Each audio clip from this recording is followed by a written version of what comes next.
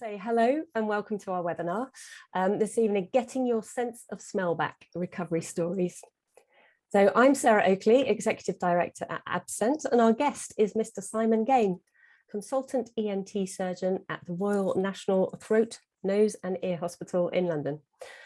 Simon takes a special interest in smell and taste disorders, so he's perfectly placed to talk about the recovery process. So welcome, Simon.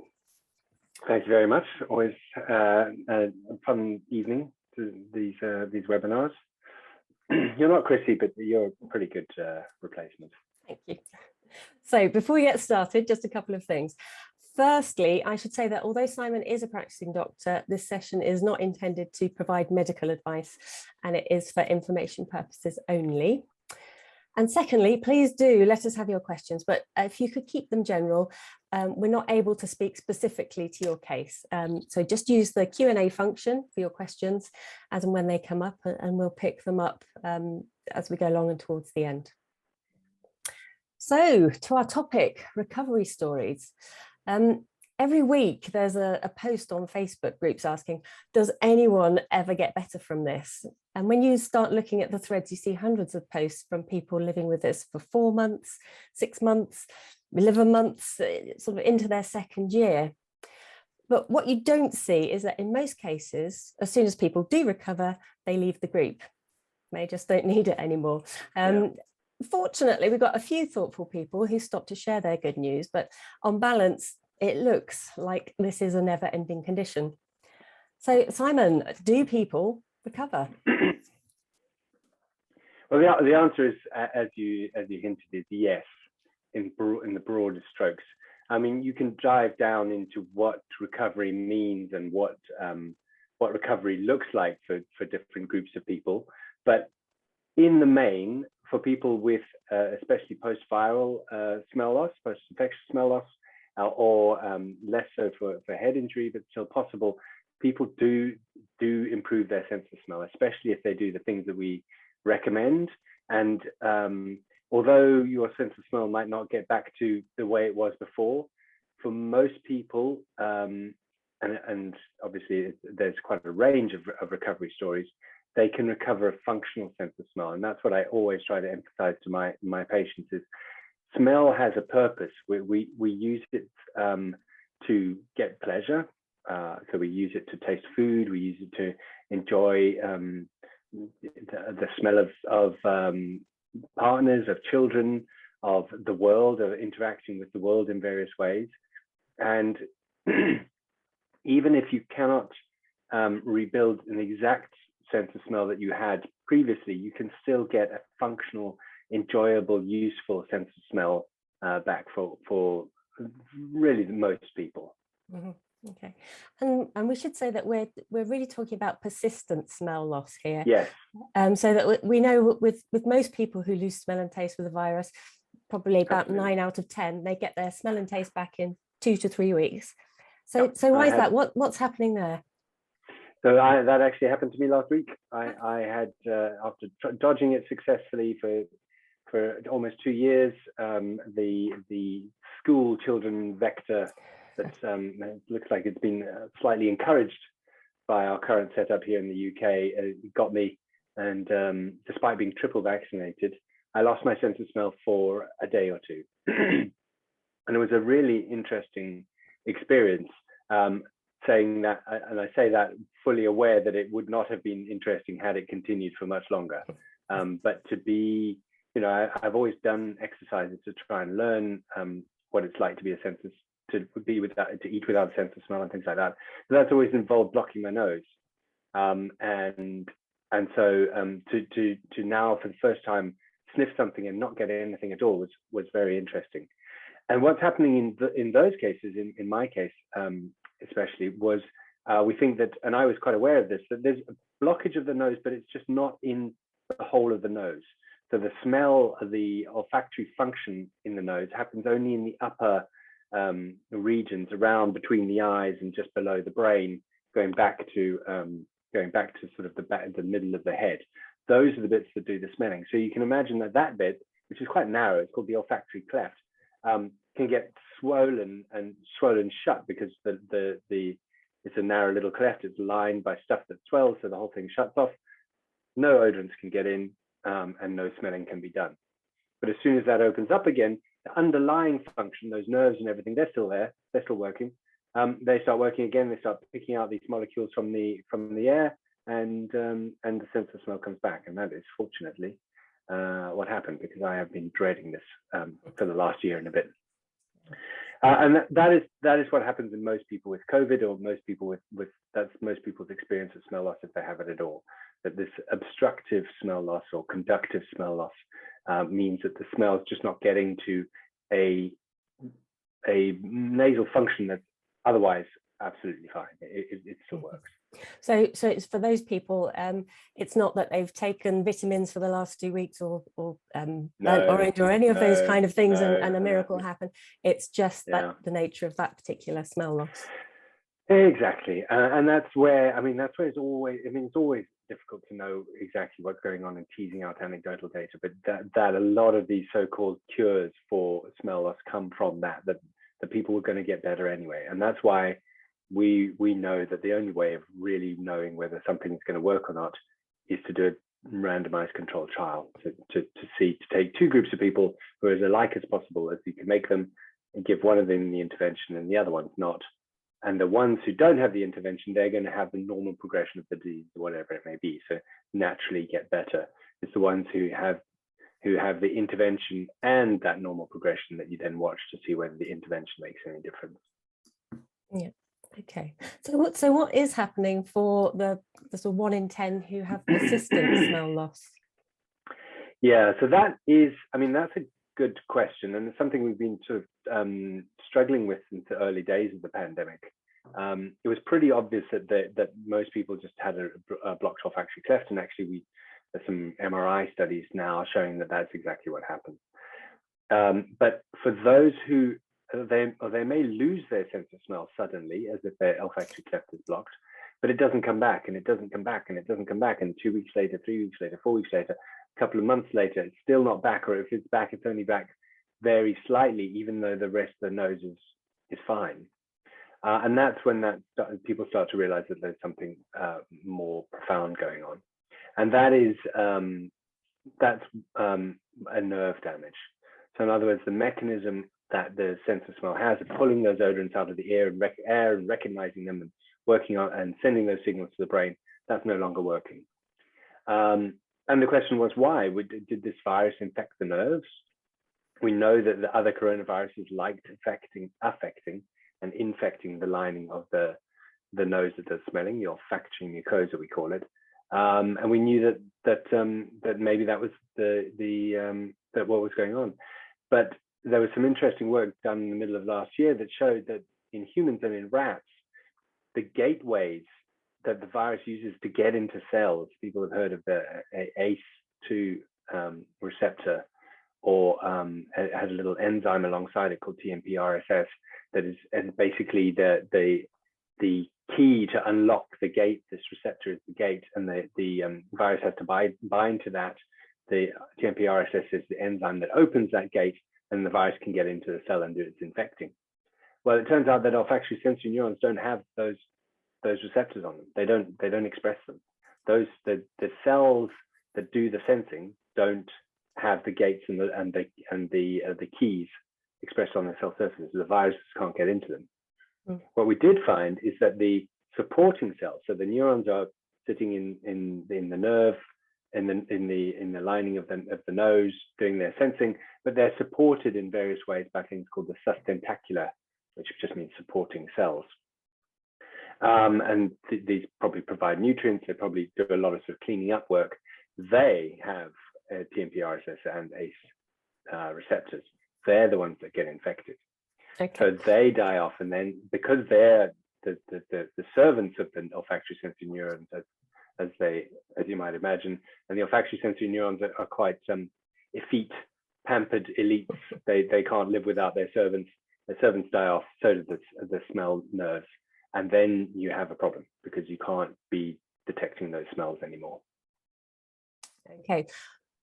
So what happens with recovery then? So the good news is that these I call them an effete nobility who can't live without their servants, but they are big. They actually like. I better not take this metaphor any further. They die off a lot. They're in a very hostile environment. They're just, nerves are very delicate. And these things are just hanging into the top of your nose, bathed in mucus. Viruses get them, pollution gets them, whatever's going through your nose. Because don't forget, your nose's real function is as an air filter. Smelling is important, but the main thing the nose developed for is to filter the air before it goes into your lungs. So all the rubbish that is filtered out is whacking these nerves all the time.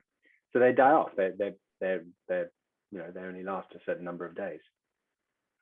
And the way the body copes with this is to have stem cells in that olfactory lining that is making new cells all the time. So it's constantly a conveyor belt of new cells being pushed out.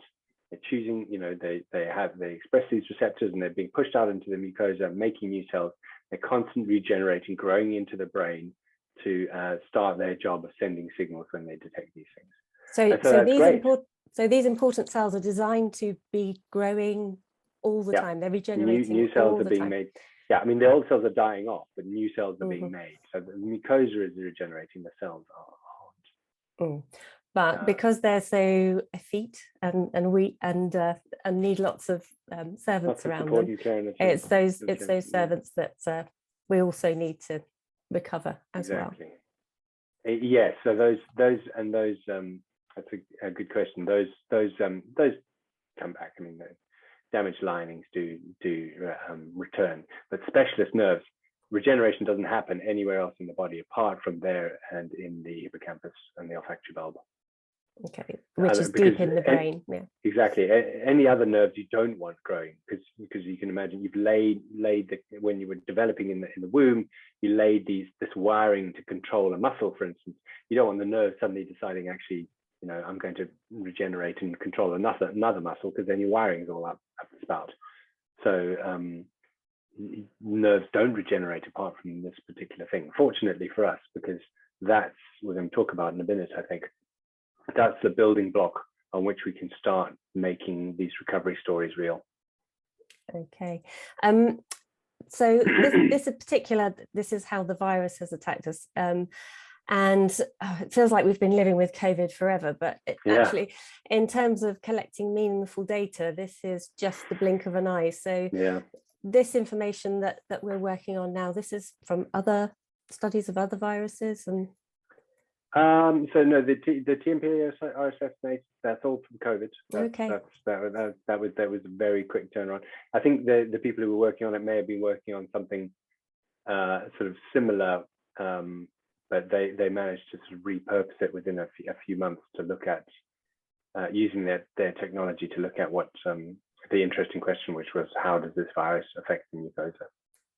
Okay, so we are pretty confident that we understand the hardware, what's going wrong. So how do we support that recovery? How can we tell that recovery is happening?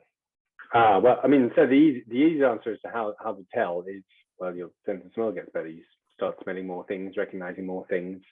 It's easier to smell more things. But from my point of view, obviously, as a part-time scientist, I want to measure it, and we can do in the clinic. We can do smell testing of sort of more or less thoroughness to see, what the smell was like before and what the smell was like after, and that is what our recommendation is based on. When we talk about the things we're going to talk about, that's based on research that measures the sense of smell, which, if you think about it, it's quite a complicated thing to do. And shows that, again, in that type of, we're talking about earlier about these placebo, these double-blind randomized trials where you take two groups of people, one of whom you give an intervention to, the other you don't, and you see what the difference is. All of this information we're going to talk about, it comes from that kind of thing. So it's evidence-based, we would call it. We've done the experiments, we've shown that it works. Okay. And the thing that we have to do is, the first recommendation, and probably the most supported one, is smell training, which is why AbScent exists. Yes, indeed. So do you want to introduce us to smell training? What does that mean? And what is happening when you smell train? Sorry, big questions there. Yeah, no, it's fine. And this is where I normally make Chrissy talk about it, because she is the expert, not only because she teaches lots and lots of people around the world how to do smell training, but she also went through it herself. That's how this all started. But smell training, in essence, is about mindful exposure to smell repeatedly over a relatively long period of time. I always talk about it as physiotherapy for your nose.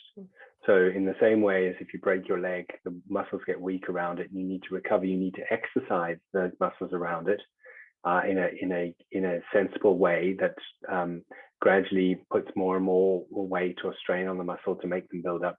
The same thing is true for your sense of smell. You need to exercise it to strengthen it.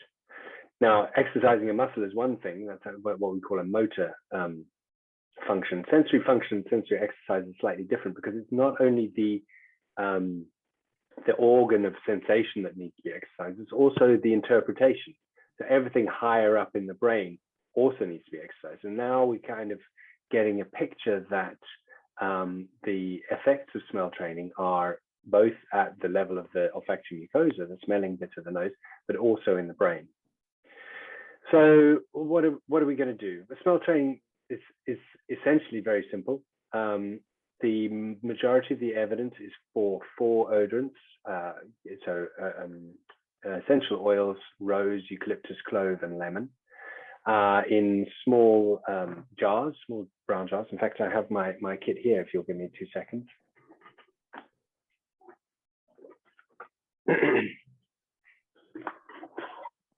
AbScent branded.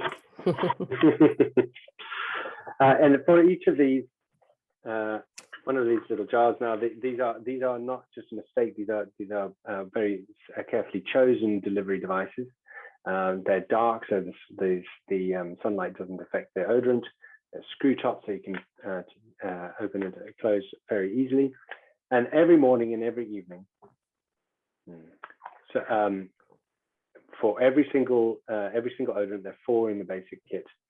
You're smelling them with little, Chrissy calls them bunny sniffs. Bunny sniffs, yeah. Little sniffs of the odorant. So there's captured odorant molecules in here. It's called the headspace, into the nose to recognize what that is. So it's important to know what you're smelling, because it's not a test. It's about marshalling all of the resources that you have available to try and detect and interpret and understand this sensory input. So for instance, the eucalyptus might not be very meaningful, but if I find with my clove, this to me, evokes memories of Christmas, of spiced buns, of all sorts of things. It's really rich smell. So and that's probably the impact of these things. Is it's not only on the mucosa, but also in the brain, evoking memory, linking all those things back together again. So the current model for what's going on here is twofold. First of all, at the level of the olfactory mucosa, the lining of the nose that does smelling, we know that certainly in rats, it's probably true in every organism, if you stimulate a sensory nerve, it lives for longer. So if it's got something to be if it's activated, then it goes, oh, I've got a job here. I'm going to stick around for longer. If it gets bored, it doesn't get activated that often, then it dies shorter, which makes sense. You don't want to be spending, resources on maintaining a nerve that isn't really useful. But if you stimulate enough nerves and enough sort of a mixture of nerves or enough long enough time, that's going to enrich the nerve population in general in the nose. So it's going to constantly, more and more growing all the time. If they're all living for longer, then the overall number of nerves is going to get bigger. Your ability to sense, to detect sense is going to get better, because there are more little sensors waiting for their chemicals to bind and to activate. So it's all about trying to increase the number of neurons. So that's the first thing. The second thing is that there's now evidence that the top-down thing, concentrating, what Chrissy calls the mindfulness of the smell, really trying to pay attention to the emotions it evokes, the memories, the sensations, even if they're not what you're used to, really has a difference in terms of wiring up the brain again. There's some studies showing that the cortical activity and regeneration is also in that side. And so you're devoting more brain resources to the signal that you're getting. So you're paying more attention, and therefore you can derive more meaning, more information from it. So it's a twofold process. Mm-hmm. So this is why we say to people that even if they can't smell anything or smell just a little bit, that it's still important to do smell training. Exactly. It's a very frustrating. I mean, I get that, and I've numerous people tell me, "Oh no, I can't smell. What are you making me do this for?" And so there's two things. First of all, there are going to be a certain number of neurons sub-threshold. So we don't know how many nerves need to fire before you detect any particular scent. But if you only had one, well, you're going to make another one in a little bit, and maybe you only need two to detect it. Just keeping the one around long enough so you have two at any one point might be enough to make the difference. I mean, those are arbitrary chosen numbers, but at some point those things make sense. And the second thing is that humans are really bad at understanding smells. We're really bad at thinking about what a smell means. And we're really bad at identifying smells. We don't have good conscious access to a lot of the sensory information we have from smell, which is why people, notice they lost their smell sort of 3 or 4 days after they actually do. And it's not, if you woke up blind, you'd know that very, very soon. If you wake up without a sense of smell, you might not realize it for several days. And so that means that you may actually be smelling something that you're not aware of. And that exercise of paying attention, trying to see what comes through, may be the beginning of developing that awareness and becoming able to smell again. Okay, so smell training is the best shot at recovery, because you're a doctor, you're pretty much top of the tree when it comes to noses. There must be some medicine that you can give me. Well, I wish. So the problem here is again, as we say, the problem of epistemology. How do we know what we know? There are some things that we think will work, but we don't have solid evidence that they work, and we like to recommend things that we know are going to work. We give it for smell training, for instance. You're going to devote 20 minutes a day, every day for 3 months at the very least, probably more, probably longer. That's time you could be doing something else if it wasn't going to work. So knowing that it has an impact makes me feel better about asking people or suggesting people do it. Otherwise, don't do it. So we don't have the same level of information about the other interventions that we have access to yet. We have small trials. Anybody who knows anything about statistics knows that small trials, they're easy to get wrong. They're easy to show an effect when there probably isn't an effect there, just by simple chance. So we have some information, some basic science, some studies in labs, but that doesn't necessarily translate to what works in humans with the mess that is in our nose and in our lives. So all of those things make me say, well, medicine at the moment, we don't have good evidence. There are some things which we can recommend because they're safe and they're not that risky, but we don't have good solid evidence like we do for smell training. I'd love to have medicine that I could give that would make people get their sense of smell back. It would make my life a lot easier, and everybody else's too, but we don't have it. But there are some things that we can suggest. The medicine for medicines that I usually recommend, vitamin A drops. That comes from a small trial and some evidence in animals that they may work as a signal for differentiation of the stem cells we were talking about. So these regenerating smells might work as a signal to switch them on and get them to make more neurons, which is exactly what we want them to do. We don't know about the dose. We don't know, I can't, if I give it to somebody, I can't say, oh yes, 9 out of 10 people noticed that this made a difference if they did this in smell training. We don't have that evidence yet, but there is a trial ongoing at the University of Norwich with Professor Carl Philpott looking at this. I think it's fully subscribed. I think he's had a lot of people who want to try it. Mm-hmm. But hopefully he will find something sensible. We'll be able to roll that out nationally. And the second is sodium citrate. So this is citric acid, which can be diluted down and used as a nose drop. And that also has some evidence to show that over a couple of hours, it can switch on the nerves a bit more and allow them to react a bit stronger to smells. And that may help with smell training. And those are the two sort of simple, safe things that medications that usually I recommend people try. Mm-hmm. But they are there to support smell training as much as that smell training needs to be the central plank of your smell training is what we've got the evidence for. Mm-hmm. Exactly. Yeah. Do the thing that you're pretty certain is going to work first. Everything else is, yes, it's nice to try, but I wouldn't say if somebody came to me and said, I've done the vitamin A for a month, should I carry on? I don't think it makes any difference. I wouldn't say yes, but in smell training, I'd say, please go 3 months.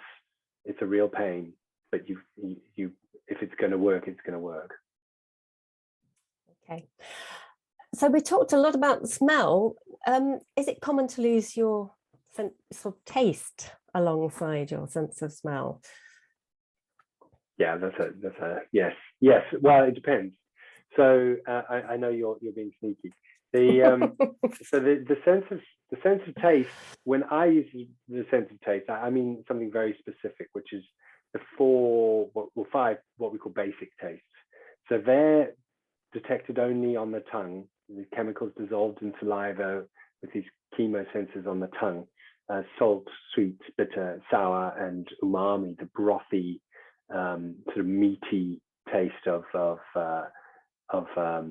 miso soup or soy sauce or the Marmite. And those basic tastes are the only things that the tongue does. There's another sort of overlap with this chemosensation of touch sensation within the mouth. So that's where the heat, spicy heat, comes from. It's literally detected by the temperature receptors in the mouth. Cold, crunch, creaminess, those kind of things. That's all detected by touch receptors in the mouth. And then on top of that, those are the two things that are detected in the mouth. Everything else is retronasal olfaction. So that is every other flavor that you detect: coriander, peppermint, chamomile tea. That's all smelt from what was in your mouth, going around the back of the nose and into the smell receptors at the top, at the back that we were talking about earlier. So in that case, yes, people do lose their sense of taste when they lose their sense of smell, very commonly, because they've lost, although they retained basic taste. In fact, I prefer to call it they lose their sense of flavor. Mm. Flavor is because all these things are what is called cross-modal. They interact with each other in the way that the brain detects these things in interesting ways. So all of them sort of melt together in this perception of flavor.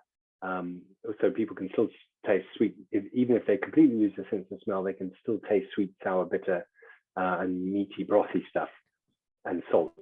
But everything else does go. Now, the weird thing is that COVID also seems to affect basic taste. So when the first stories came out from Italy, I was hearing from colleagues going, "Oh, people are losing their sense of smell and taste." I was like, "Oh, yeah, they're just losing their sense of smell. They won't affect taste. That we know these viruses don't." But then over and over again, these and not really well demonstrated, unfortunately, but the stories of people who go, "No, I can't taste anything. It's all cardboard, salt, sweet, bitter. I can eat a ghost pepper chili. I don't even get that burn. Nothing." So somehow this virus seemed to affect all of those things as well. Although fortunately, almost everybody recovers from that very quickly. Mm-hmm. So usually the chemosensory disturbance that's left is only smell-based. Okay. Just we'll say that for some people, they can lose their sense of smell and retain their sense of flavor. And I see people reporting it quite often. I think there's probably two things going on. The first is that our memories of smell are also fairly powerful. So, memories of taste. So if you have the basic taste and the cool of a watermelon, for instance, then you may feel like it's down, but you still have some taste. But it may also be that people lose the olfactory function at the front of the nose, or orthonasal, what we call orthonasal, so sniffing smell. But some of the function is left at the back of the nose, so they can still perceive some flavor that way. So it's both things. Yeah, I think very often when people first notice their sense of smell, it's the taste. They're noticing that meals are tasteless, and those things are very much combined because of the way that we taste food. Yeah. Okay, so I'd like to look a little bit about the recovery process and how that looks for people. You've said that smell training you need to be doing at least 3 months, so we are talking many months recovery process. Yeah. In most That's cases. physiotherapy for you. Yeah, and if we think about it as physiotherapy, I think that's really helpful, because you don't give up on physiotherapy after the first week. You do need to keep plugging at it. Perosmia seems to be very, very much part of the process as people recover their sense of smell. Can you talk about that a little bit? Is it a sign of recovery? Yes. So I mean, it used to say, we didn't talk about the things that predict recovery. So there's now people have looked at what predicts getting your sense of smell back. You can lose your sense of smell in various ways. We've mainly been talking about post-viral or post-infectious smell loss. You can lose it from a head injury and from other things. But if you want to look at what predicts recovery, it's usually young women. So if you're young, if you're female, if you lost it from viral or infectious causes, so post-viral infection loss, and if you have perosmia. What do I mean by perosmia? Those who are listening who have perosmia know it all too well. If you don't know, perosmia is a distortion, a disgusting distortion of the sense of smell that arises, we think, in a recovering olfactory mucosa. So it tends to come later, and it can be quite debilitating for some people. I mean, some people are just completely, they can't eat, nothing tastes pleasant for them. People would just attempt to describe it in terms of sewage or burning or electrical or chemical or burning plastic, all sorts of things. They don't really, but if you ask very carefully, it's not really the smell of any of those things. What they're trying to get at is the emotional, or what we call the hedonic component, the feeling of disgust, of feeling that this is something that is wrong and shouldn't be eaten, rather than something delicious like a cup of coffee or roasting meat, which we know are common triggers. So the good news is perosmia happens in a recovering nose. It doesn't happen if your nose isn't recovering. And it is a sign of a recovering nose. And generally, people with perosmia do get better. So although it is a horrible thing to happen when it happens, there are things that we can do to help. And it generally is, we consider it a good sign to have perosmia, although it may not feel like it when you first get it. Okay. So what are those things that can help? Does smell training help with perosmia? So we're out in the wild west of what we know and what we don't. I'm pretty sure that smell training does, but the evidence is not as supportive as just for recovery. It makes a lot of sense that it should. We think that maybe what's going wrong in perosmia is these signals are isolated. My co-researcher Jane Parker, who we've had on their webinars before, likens this to your sense of smell as a symphony conducted, a conductor in an orchestra. Half the orchestra leaves because you lose your sense of smell, and it's just that one lone trumpeter sitting up and blasting things out that becomes the perosmic signal. But if you get the symphony back in, the orchestra back in to accompany the trumpeter, then they're kind of modulated and drowned out a little bit.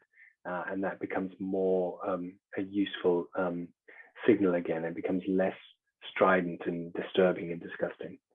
So yes, I mean, smell training, you're going to hopefully be doing it anyway because it makes a difference to how you can smell, but we think it has a good role to play in perosmic recovery. The interesting question comes is, what should you smell train with perosmic compounds? And I kind of think yes, but I don't have any evidence for that. So that is a guess. By perosmic compounds, you mean this idea of pushing through things that exactly smell horrible to you? Yeah, I mean, and this comes anyway. Part of my, yeah, exactly. So if you're triggered by coffee, you smell coffee. If you're triggered by garlic, you smell garlic. Those kind of things. It's part of my advice at the moment is partly informed by talking to people like Chrissy, who have, as you say, pushed through with the coffee. She's refused to be without caffeine for any length of time and pushed through, and now she enjoys her coffee again. And I think that makes sense in terms of what we expect to happen, but we don't have that, again, double-blind, placebo-controlled trial looking at whether or not it makes a difference. But I don't think it can hurt because we're expecting this to get any, and I suspect it will help. We have a lot of sort of simple, sensible advice that most people come to themselves on the Facebook group and on the Mighty Networks. Things like, as you say, first bite, worst bites, knowing your trigger foods, being aware that it's going to get better, being nose pegs or something if it's going to be really bad that you feel you need to eat. Trying to eat a sensible mixed diet, and the kind of things that tend to be safe, so fresh fruit, vegetables, boiled rather than roasted meat, etc. But there's a lot of I've learned a lot from the Perosmic Facebook groups, information that I can give to people with Perosmia. Yeah, certainly on our Facebook groups and in the network, people are very generous with sharing their experiences and what works for them and what doesn't. Yeah. So it is a really helpful resource for some real world advice there. Yeah, exactly, from somebody who's been through it. And the problem is that not everybody has the same triggers and not everybody has the same experience, but we've got so many that you'll probably find somebody who has. It's just, and that's the great thing about having so many members. And how long can you expect Perosmia to last? Is there I mean, it's very variable. Generally, months to a year or so, and then for most people it improves. Unfortunately, for some people it doesn't. It can become a real problem, and that's there are sometimes reasons for that. It a little bit depends on sort of your coping strategies and the resources you have, both internal and external, to deal with these kind of things. You know, if it's part and parcel of an already very stressful experience, where your inner resources are already worn down by having COVID or life stresses or things like that, then it can become really debilitating. But there are things that we can do. The sort of simple things that we've outlined already, sort of over-the-counter available stuff, and then sort of more interventional things that I or another ENT doctor might be able to offer. For instance, there is even described people cutting the nerves of removing all of the olfactory mucosa in people who are so disturbed by their perosmia. I would not recommend that, but up until that, there's a range of more or less more invasive techniques for dealing with this. But for the vast majority of people, it's going to get a whole lot better very, very relatively soon. And the simple things that we've talked about are the things that you need to do. Okay. There's a couple of points coming through around exercise and how that supports recovery. People sometimes report that they have different experiences. So if they've been for a run, they might be able to smell better for a bit, and then it all goes away again. Do you have any comment around that experience? It's fairly common, actually. So I think I mean, again, without research, it's difficult to do more than a just so story. But When you run, when you exercise, you release adrenaline and you release endorphins. They change the way that nerves function. Adrenaline opens your nose and means that you're getting more air into the whole of the nose, including the olfactory mucosa. That might be one thing. The second thing is that you may make, again, the adrenaline makes your senses more easy to trigger, more easy to fire. For instance, it widens the pupil of the eye, so you're getting more light in because it's released in fight or flight situations. So you want as much input as possible. So all of those things make sense that would be the effect, although I'm not aware of anybody who's tried injecting adrenaline into people to see whether it makes a difference. I'm not sure you'd have many takers for that. So, yeah. Yeah, and the swimming obviously is quite a popular exercise. If you're swimming in chlorinated water, do you think that has a problem? Might be a problem?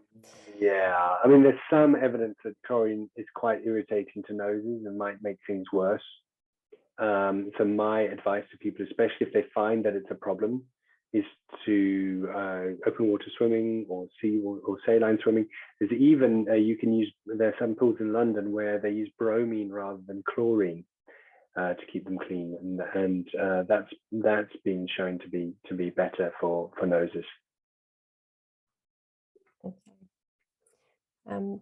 But yeah, in general, exercise is a good thing to. Well, exercise is a good thing anyway, isn't it? I think that's pretty well.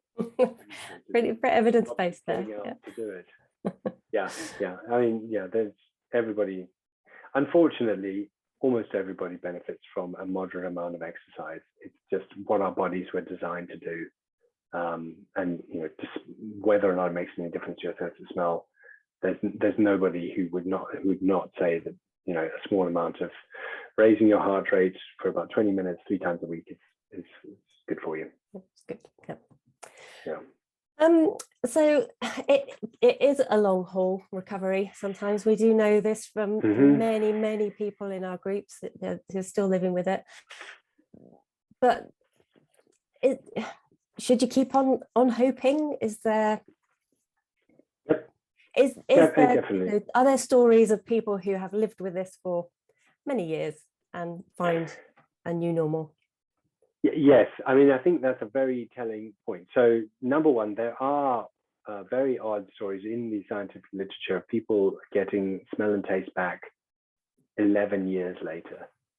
There are stories on our Facebook groups of people getting their smell back after losing it with a head injury and getting it back when they got COVID.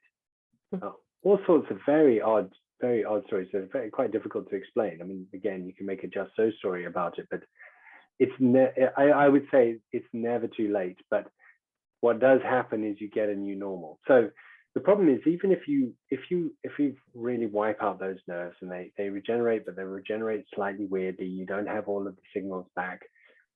The smells don't remind you of the things that they use. They don't smell like what they used to smell like. That to some people is, oh, I don't have, my sense of smell is broken. But what that really means is that the connection between your new sense of smell and your memories is broken, and that's different. You get a new sense of smell that can be functional, that can be useful, that can be enjoyable, that can be the warning signal it's meant to be, can make you involved in the world again. And yeah, it doesn't smell the same because it doesn't hook up to the same memories, but in some ways you can kind of bypass that. I mean, for instance, the part of the power of the sense of smell is this very close connection to the memory and emotion parts of our brain. It's a direct connection that's not mediated by the higher centers. In other words, we don't really have to, you can say almost we don't have to think about it. It's very basic and very primal. Whereas the hearing sense and the sight sense are they are a lot more mediated. They're a lot more present in our consciousness, but the memories are a little less direct than they evoke. But you can still access memories that you might not have access to, any smell memories you might not have access to anymore via that pathway. So in other words, for instance, smelling coffee. Coffee has a certain meaning to you.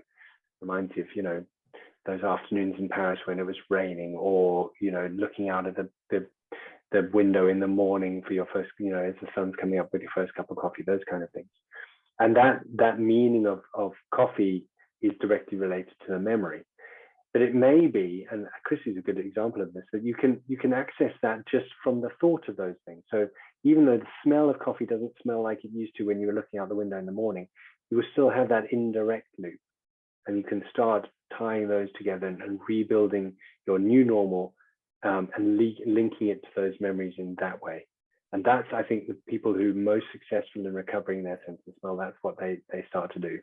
They may be unable to smell certain things, and other things might smell different, but the smell that they have is enough and can keep them going and keep them interested. So they build a new sense of smell using the building blocks of smell training and perhaps some of the other things. So you're saying that rather than sort of keep harking back to what you think you remember, it's a process of looking forward and rebuilding. Yeah, exactly. Realizing that this is, and it will get better. I mean, it will get better in that you will be able to be better. I mean, Chrissy smells better than I do on the TDI. She's rebuilt that sense of smell. And so when you measure it, I'm pretty rubbish. Yeah. So when you talk, trounces me. When you talk about TDI, Simon, just explain what that means. So that we talked about the measurement of smell. So these ways of a threshold discrimination identification test, just a way that we measure the function of the sense of smell. And yeah, so because she really put in the work and practiced, and she is essentially the Arnold Schwarzenegger of smelling. She's, you know, her nose is pretty buff. Yeah, absolutely. Okay, just in the last 10 minutes or so, I'm just having a look to see what sort of questions and comments we've got coming through here. Some questions about the vitamin A drops that you mentioned earlier, and sodium citrate. Is that something that you can get over the counter? Do you need to see a doctor? What's the vitamin A drops you can get online? There are instructions on the AbScent website about where to access them and how to take them, because the instructions are in German. Yeah, and I think with nose drops, we've got a brilliant little video to show you how to take that. It's all about the angle. So again, that's all on our website. So you can lots of videos on if there are any those kind of things. I haven't talked about the things that really need a prescription for, but that there are some other interventions that might need to be seen by, and it's unfortunately, and this has always been a curse for working in smell. It's not every doctor, it's not even every ENT surgeon who really understands smell and what needs to be done. So if you can find a specialist who really knows what they're talking about, then there's still some things that can be done. Okay, thank you. A couple of questions around smell training and causes other than viral smell loss, so particularly in brain injuries. Is there different rates of success of smell training? Yes, and there may be a bit, maybe different rates, but also different speeds. So, and this is something that I've learned from being associated with AbScent and with Chrissy Kelly, is that people with TBI, traumatic brain injury smell loss, may take a lot longer to recover their sense of smell with smell training, on the order of years. But for people who have, again, this is anecdotal evidence, we know that it does help with TBI, that has been shown, but people who persevere with it for a long time seem to be able to benefit very much from smell training. So it's still, I mean, what have you got to lose in the first place? You know, sticking your head over a couple of jars every once in a while, twice a day, it's not going to hurt anything. And if it does make a difference, then you gain an entire sense back. Yeah. No, absolutely. And I think we've had a couple of questions as well about people saying, "Oh, I've been smell training now for 6 months, 8 months. Like, is it worth me carrying on?" Yeah, I mean that's very difficult, especially if you had numbers, so if you had a smell test before you started, and again at 6 months, which is what I normally try to do, and it was going up, then that's very useful. The problem is, as I said, people are very bad at telling how good they are at smelling. They're very bad, and that's been shown over and over again. And so and because this is such a slow change, we're very bad at looking at slow changes. So I've had patients who go, "Oh yeah, I've been doing smell training you told me to do, but I don't think it's anything. I don't think it's any better." I mean, my wife tells me I'm telling her I smell things much more often, and yeah, I can smell things that I can't smell before, and my TDI is much higher, but I don't think it's making any difference. Like, of course it's making some difference. You just told me all these things that obviously it's making a difference, but because it's slow and because it's smell, we don't have the same ability to judge. So unless you have a test before and afterwards, I'd say it's difficult to get an objective opinion on that. But at some point, yeah, I understand. If you've been doing it for 8 months and you still get absolutely nothing, well, yeah, maybe it isn't going to work. But then find somebody who can try these other things. Yeah, so that was and help you with those kind of things. The next question is when should you go and see a doctor, a consultant? I mean, that's a very difficult and very very fraught question, because it depends where you are, it depends what your health service is like. I mean, we're lucky in this country in that going to see a doctor is not a consequential decision, but in other countries that may well be. You need to find somebody who does know what they're talking about, and that is difficult to judge before you meet them. And again, that's tricky. But if you are struggling, if you'd like to know you've dotted all the I's and crossed all the T's, that's one thing. If you have anything that makes you think that it isn't COVID that's giving you a smell loss or post-viral infection, then you should definitely go and see somebody. So if I saw somebody who had cold or flu-like symptoms and lost their sense of smell, and then it did come back, and they had a positive COVID contact in the family, then I wouldn't be too worried about any other things. But there are other things that can cause smell loss, and some of them can be quite serious. So if it doesn't fit the story that you would expect, or you're concerned about the lack of recovery or horrible side effects, then yes, then you should see a doctor. And that was built into our recommendations, which we released in the beginning of the pandemic. Mm-hmm. Okay, and a couple of queries around the getting, but you don't recover in a straight line. It's no. It's not a nice gradual return to where you were, is it? No, it wobbles all over the place. So this is another thing that I've learned from everybody at AbScent in the Facebook groups. These fluctuations are normal, to the point where what has been called olfactory flashes, where you suddenly get a normal, strong sense of smell for something, and then it'll go and won't be there next time you smell it. So a sort of day-to-day variation, and also day-to-day, hour-to-hour, week-to-week, that it comes and goes again, with very little rhyme or reason. And that may actually be, I think it may be true for everyone actually, that our sense of smell is more or less good, depending. Mm-hmm. But yeah, expecting those fluctuations is key to not losing hope, carrying on lifting your weights, as it were. Yeah. Okay.